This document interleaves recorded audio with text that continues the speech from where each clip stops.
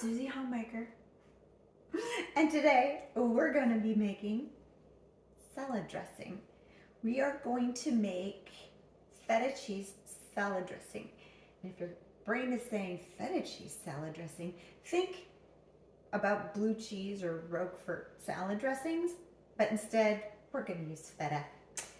And we're going to make it from scratch so that you know what is in your salad dressing and you get to make some choices. And I'm all about that. Okay, I have my great big 8-cup glass measuring cup. I use it as a mixing bowl a lot because I can pour and I like that. And it gives me lots of room to mux around. This is feta cheese. I buy this in a big block and I cut it into 4 parts and then I put it in a Ziploc bag and I store it in the freezer. This one actually was a little bit softer this time than sometimes, but it's going to be just fine. We just put that in the bowl. Get all the crumbs out as best as we can. It's softer so it sticks a little bit in the bag. That's good enough. I'm going to use this 100-year-old pastry blender. Can you see that? That's got these wires. You could use a big fork. You could use a potato masher. I like this. It cuts it. You can get these new as well. And we're going to just cut into this to break the cheese up into chunks. It will break up some more when we stir. So that's just fine. The next thing we're going to add, and this is, if you want to measure, like if you bought the tub of the crumbles, you would want about a cup. This is probably a little bit more than a cup just because of the way I cube up the big block. But approximately a cup to a cup and a half, depending on how intense of a flavor you want it to be. The next thing that we're going to add is mayonnaise. This is just plain old store brand generic mayonnaise. This you also want about 1 cup.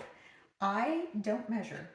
I just plop it into the bowl because I've done it often enough that I know approximately what 1 cup ends up looking like when it's in the bowl. Again, please measure. If you're not comfortable just dumping stuff in a bowl, don't measure. You can measure. It's fine.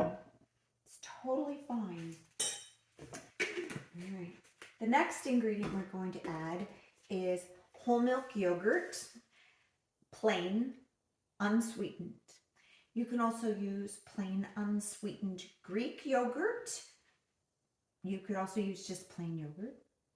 You can also use sour cream. Your choice. I just happen to like the nutritional qualities of the whole milk yogurt. For the number of calories, it has more protein and less salt than some of the options, and less fat as well. So I happen to like that. I always mix, mix, mix. Give it a good whipping so it's broken up a little bit. Again, my favorite measurement in this recipe is 1 cup. And much like the mayonnaise, I don't measure it. I just blop it in until it looks like about 1 cup. I'm getting it all over the handle. There we go. So 1 cup of sour cream, yogurt. Sour cream or yogurt, those are the best options. If you have another similar thing, you can use that. Yogurt's my favorite. Has a little bit more, like I said, nutritional value, and the flavor is a little bit more well-rounded for what we are going for here. The next thing I'm going to put in is a Worcestershire sauce. And I just put some in. This is probably a tablespoon. One of the things that's really important for you to know is that it's easier for you to go back after you're done mixing and add a little bit more if you didn't get enough of something. So don't be afraid to undermeasure and go back and add a little bit. I'm going to add some Tabasco sauce. I'm going to add 1, 2, 3, 4, I don't know, like some good dashes. That's probably like 4 or 5 dashes that I just put in there. Use less. If you're sensitive to that pepper, that capsaicin that's in there, use less. But that's maybe a half a teaspoon really is what I got in there. All right, the next thing we're going to add, this is my favorite. I tend to be a little bit generous with this. Horseradish. I like horseradish in general. I'm going to put in about that much. That's probably a good rounded teaspoon if I was using a measuring spoon, which I'm not. Again, that's another flavor profile that if it feels too intense, start with a smaller amount, and after you've done mixing it up, you can test it. You can taste it and see if you want to add more.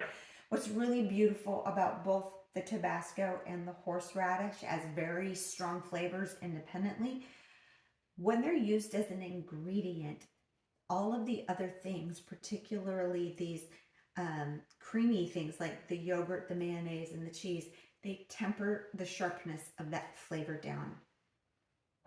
Next, we're going to add some pink Himalayan sea salt.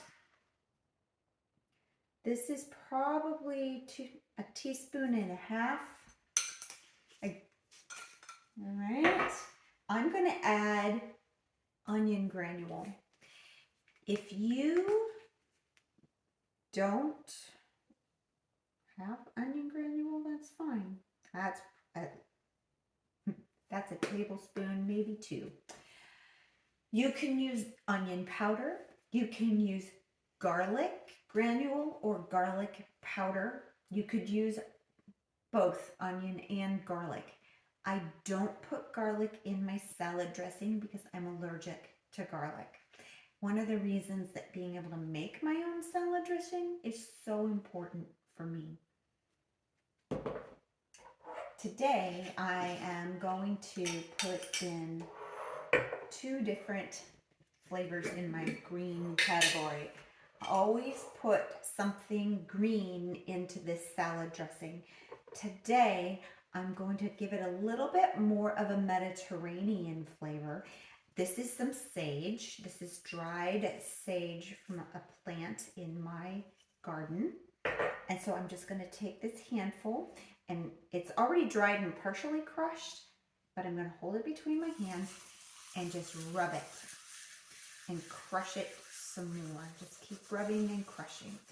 Because this is fresh from my garden and I'm crushing it in this way, it is going to be a little bit inconsistent, and I'm actually going to end up with some little more noticeable pieces of plant or leaf stem, like this one right here, which you might be able to see. It's pretty small, but in your food that might be sensitive for you, so keep that in mind. It will not hurt anything. It will not hurt you. It just might feel like you ate a little piece of twig. Or you can pick it out. This is what I do if I come across it in my food and I didn't want it there. Also, to add to the sage today, I'm also going to use some oregano. This also is from my yard. Same thing. I've got a little handful of it, and I'm just going to rub it between my hands and let it right over the bowl. That way all the powdery crumbs that I'm crushing just go right into the bowl. And again, I'm probably going to end up with some plant stems in there. I did pull out that one that was really quite noticeable, and I can see a couple, but they're pretty small. These pieces of the leaf stems that you can see, a lot of times once everything is mixed together, the moisture of all of the wet ingredients, you won't even notice that they're there. The final ingredient to make this an actual salad dressing is going to be buttermilk. I really prefer Bulgarian buttermilk. It's thicker and has more consistency to it. Use what you like or use what you have access to. I don't always have access to this. And again, 1 cup. Okay, that looks like about a cup. Close enough for my non-mixing. And I'm just going to mix all of this together. With the milk, it is a little bit easier to come back and add a little bit if maybe my scoops of mayonnaise and sour cream are off a little bit and it might be too thick. But it's not. I really like this texture. I like this consistency we have going on. And let's grab a spoon, give it a little taste. Yep, that's going to be really good. Now I'm going to take this wide mouth quart canning jar. I like to use a wide mouth just simply because it's easier for me to clean the jar. If using a small mouth jar is more your jam because it's easier to pour, go for it. That's totally awesome. I'll use a little funnel because otherwise I'm very messy and I'll just dump it all over the counter. And I'm just going to dump it right on into my canning jar. If I have measured my ingredients correctly, this will fit in my canning jar. And I'm pretty darn close. It's going to be a heaping jar full, that's for sure.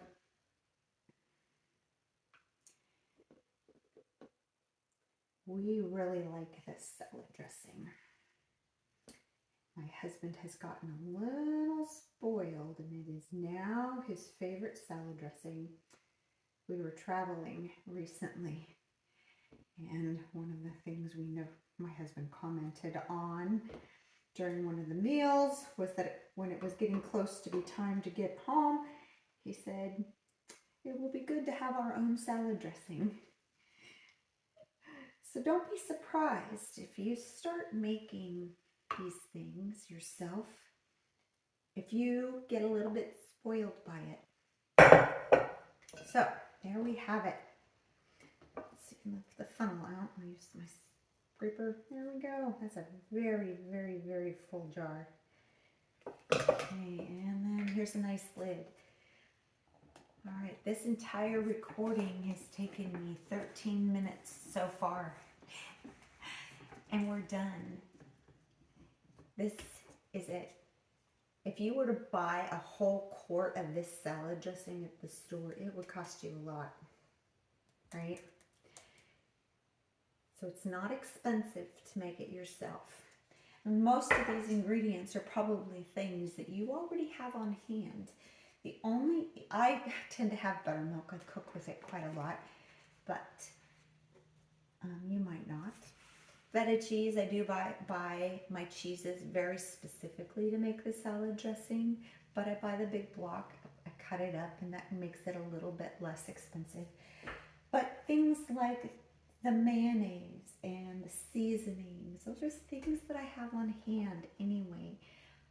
And I get to choose what's in my food, and that helps me to feel healthier. And it helps me to be able to change those flavor profiles a little bit when I want to. Sometimes, instead of adding oregano or sage as my green seasoning, sometimes I add dill, or I might add parsley or carrot top, and just to give it that little bit of a green fleck in there. You can use, again, you can use feta cheese, you can use blue cheese, you can use Roquefort cheese. You really want to choose a cheese that has a pretty strong and rather distinct distinct flavor of its own because the buttermilk, yogurt, and mayonnaise are going to bring that flavor profile down by quite a bit. So don't be afraid to choose a cheese that is very strong. And then another option, if you don't like the cheese-based salad dressings, leave the cheese out and add dill, more dill in your green part, and you're going to have a ranch dressing that's really quite yummy. So thanks for watching. I hope you try it. We'll see you next time.